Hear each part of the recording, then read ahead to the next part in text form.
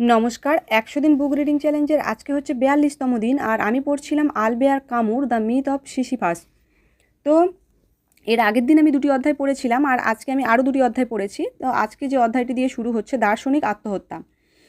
এখানে কামু একটি খুব সূক্ষ্ম বিষয় নিয়ে আর কি আলোচনা করেছেন। যাই হোক, এর আগে যে অধ্যায় আমরা পড়েছি সেখানে দেখলাম যে তিনি বলেছিলেন যে মানুষ জীবনের অর্থ খুঁজে বেড়ায়, কিন্তু পৃথিবী সবসময় সেই আর কি অর্থের উত্তর আর কি দেয় না। তো এই অবস্থাকেই তিনি অ্যাবসার্ড বলেছেন। এবার প্রশ্ন হলো যে এই পরিস্থিতিতে মানুষ কি করে। কামুর মতে অনেক চিন্তাবিদ এই কঠিন প্রশ্নের সামনে বা এই পরিস্থিতিতে এসে আর কি শেষ পর্যন্ত এমন একটি উত্তরের আশ্রয় নেন যেটা যুক্তি দিয়ে আর পুরোপুরি প্রমাণ করা যায় না। যেমন কেউ এই পরিস্থিতিতে এসে ধর্মীয় বিশ্বাসে ফিরে যান, আবার কেউ আছে অতি প্রাকৃত কোনো ব্যাখ্যার দিকে যান, আবার এরকম অনেকে আছেন যে এমন একটি চূড়ান্ত সত্য ধরে নেন যা হচ্ছে প্রশ্নের বাইরে।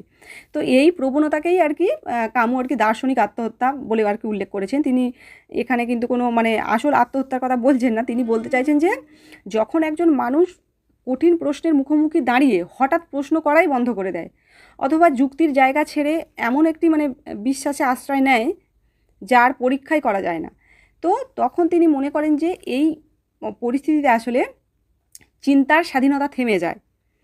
তো কামুর মতে জীবনের কঠিন প্রশ্নের সহজ উত্তর খুঁজে নেওয়ার চেয়ে সেই প্রশ্নগুলোর সঙ্গেই সৎভাবে বেঁচে থাকা বেশি গুরুত্বপূর্ণ। এই যে জায়গাটা যে সহজ উত্তর খুঁজে নেওয়া, এই যে যখন কিছু দার্শনিক আছেন যখন এই প্রশ্নের সামনে এসে দাঁড়িয়ে যখন তারা সঠিক কিছু বলতে পারছেন না আর কি, কেউ ধর্মীয় ব্যাখ্যা দিচ্ছেন বা কেউ অতি প্রাকৃত কোনো ব্যাখ্যা দিচ্ছেন, তো এই জায়গায় তিনি বলছেন যে কঠিন প্রশ্নের সহজ উত্তর খুঁজে নেওয়ার চেষ্টার চেয়ে প্রশ্নগুলোর সঙ্গে উত্তর না পেয়েও আর কি সৎভাবে বেঁচে থাকাটা বেশি গুরুত্বপূর্ণ। উত্তর পেতেই হবে ব্যাপারটা এরকম নয়। যাই হোক, তো তিনি আর কি পাঠককে কোনো নির্দিষ্ট বিশ্বাস গ্রহণ করতে বলছেন না, বরং তিনি বলছেন যে প্রশ্নগুলো এড়িয়ে না গিয়ে তাদের সামনে দাঁড়াতে। এর পরের যে অধ্যায় সেটা হচ্ছে যে অ্যাবসার্ড স্বাধীনতা। তো এখানে একটু ভিন্ন দিক নিয়ে আর কি আলোচনা করেন কামু। যদি আমরা মেনে নিই যে জীবনের সব প্রশ্নের চূড়ান্ত উত্তর আমাদের জানা নেই, তাহলে কি মানুষ হতাশ হয়ে যাবে? কামুর উত্তর হলো অবশ্যই নয়।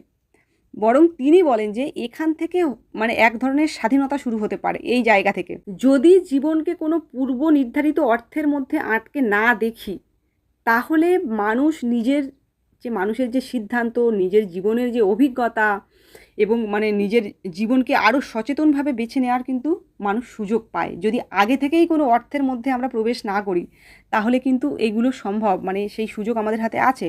তো এখানে স্বাধীনতা কিন্তু যা খুশি তাই করা নয়, বরং নিজের সীমাবদ্ধতা জেনেও সচেতনভাবে জীবনকে গ্রহণ করা। কামু বলতে চান যে ভবিষ্যৎ সম্পর্কে সব উত্তর না থাকলেও মানুষ কিন্তু বর্তমান মুহূর্ততে গভীরভাবে কিন্তু বাঁচতে পারে। তিনি এমন একটি জীবনের কথা বলছেন যে যেখানে মানুষ কোনো মিথ্যে সান্ত্বনার ওপর নির্ভর না করে বাস্তবতাকে যেমন আছে তেমনভাবে মেনে নিয়ে আর কি এগিয়ে যায়।